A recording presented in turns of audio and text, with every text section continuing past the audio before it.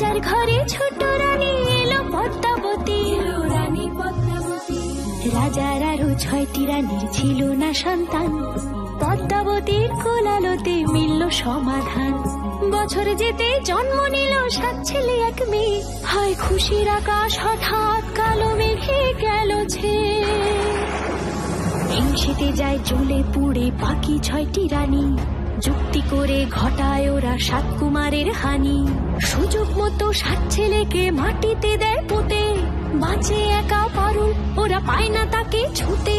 ধাইমা বাজায় সেই মেয়েকে বড় করে তোলে, 7 ভাইকে পায় যে পারুল 7টি চাপা ফুলে। এত কিছুর পরেও রাজার বিপদ যে কাটে না, সূর্য নগরে সুখের সূর্য আর ওঠে না। হিংসা বিবাদ বিচ্ছেদ আর প্রেমের কাহিনীতে পারুল বোন কি পারবে 7 ভাই চম্পাকে জাগাতে।